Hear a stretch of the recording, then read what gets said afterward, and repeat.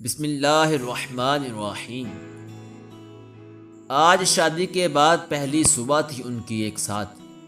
وہ پچھلے 15 منٹ سے اسے مسلسل اٹھا رہا تھا، پر وہ پوری طرح نیند میں غرق تکیے میں منہ دیے سو رہی تھی۔ شہرو اٹھ جاؤ، نماز کا وقت گزر جائے گا، وہ اس کے چہرے سے بال ہٹاتے ہوئے بولا تھا، اور وہ کسمسائی تھی سونے دے۔ وہ مسکرا اٹھا تھا اس کی اس ادا پہ، جھک کر اس کی پیشانی پہ اپنی محبت کی پہلی نشانی ثبت کی تھی۔ اچھا میں جا رہا ہوں مسجد۔ وہ اٹھا تو جان نکلی تھی اس کی، کب تک آئے گی؟ نیند فوراً بھاگی تھی۔ 20 منٹ تک آتا ہوں۔ اسے نظر بھر کر دیکھا تھا جو الجھے بال لیے، چہرے پہ اضطراب لیے بیٹھی، بالکل جھلی لگ رہی تھی۔ وہ جا چکا۔ اتنی وفت تو اسے کبھی نہیں ہوئی تھی اٹھنے میں۔ وہ نماز وقت پہ پڑھنے کی عادی تھی، اور آج آنکھیں ہی نہیں کھل رہی تھی۔ کیا سوچ رہے ہوں گے قاسم میرے بارے میں؟ شرمندگی ہی شرمندگی تھی۔ یہی سب سوچتے وہ وضو کر چکی تھی۔ وہ جائے نماز پر کھڑی ہونے لگی تو اس کو قاسم کا خیال آنے لگا۔ وہ خیال جھٹک کر پھر سے نیت باندھنے والی تھی تو اسے اپنے پیچھے قاسم کی آواز سنائی دی، شہرو۔ وہ حیران سے فوراً پیچھے مڑی تو قاسم دروازے میں کھڑا تھا۔ آپ مسجد نماز پڑھنے نہیں گئے؟ نہیں، میں گیا ہی تھا، واپس آ گیا۔ وہ اس کی طرف قدم بڑھاتے بولا تھا، جس کا چہرہ تر تھا اب بھی وضو کے پانی سے۔ مگر کیوں؟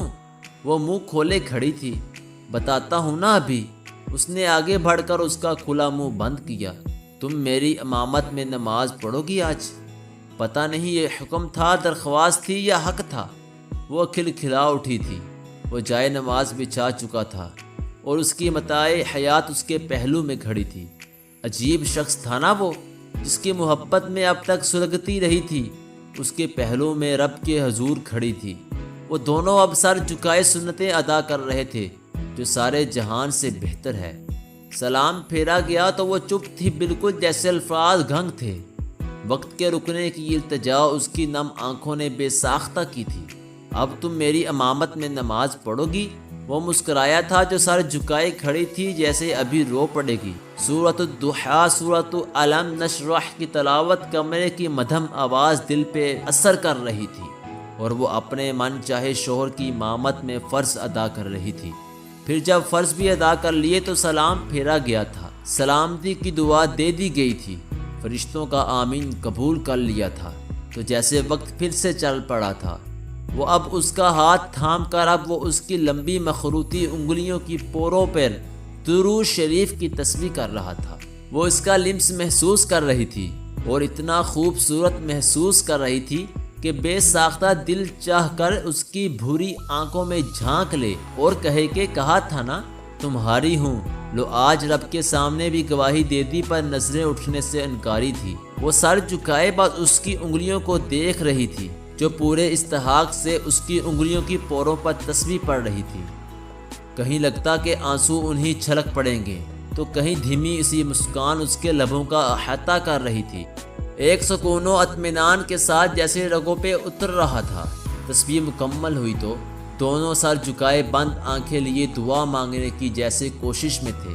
اب کچھ مانگنا باقی رہ گیا تھا کیا؟ اب تو بس شکر ہی شکر تھا۔ وہ پورا اس کی طرف مڑا تھا اور آگے بڑھ کر پھونک دیا تھا۔ اس کے چہرے پہ جو آنسو ضبط کیے بیٹھی تھی، اس کا دوپٹہ ڈھل کر مزید اس کی پیشانی کو چھپا گیا تھا۔ نظریں جیسے اٹھنے سے انکاری تھیں۔ فَبِأَيِّ آلَاءِ رَبِّكُمَا تُكَذِّبَانِ۔ وہ اس کا ہاتھ اپنے ہاتھوں میں لیے یہ آیت پڑھ رہا تھا، گویا حرف اٹھا رہا تھا کہ تمہارے ہونے کے بعد مجھ پر رب کی رحمتیں مکمل ہو گئی ہیں۔ اس کے ہاتھ اپنے ہاتھ میں لیے بہت آہستگی سے سہلا رہا تھا، جیسے مان دے رہا تھا۔ وہ سورۃ الرحمن کی تلاوت سنتے اس کے گود میں سر رکھ چکی تھی اور آنکھیں موند لی تھی۔ وہ شخص کیا تھا وہ شاید کبھی جان ہی نہیں پائے۔ اتنے سال وہ تڑپتی رہی تھی، اس کے لیے کبھی نظر تک اٹھا کر نہ دیکھا تھا اس نے، اور آج اسے رب کے سامنے لیے بیٹھا تھا۔ کیا اس سے بہتر بھی کوئی اظہار ہو سکتا تھا؟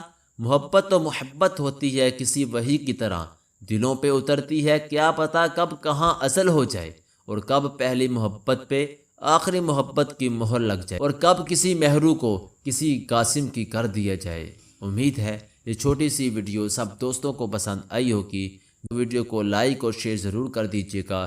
مجھے دیجیے اجازت، سانسوں نے وفا کی تو اگلی بار ایک اور ویڈیو لے کر آپ سب کی خدمت میں حاضر ہوں گا۔ تب تک کے لیے اللہ حافظ۔ اللہ پاک آپ سب کا حامی و ناصر۔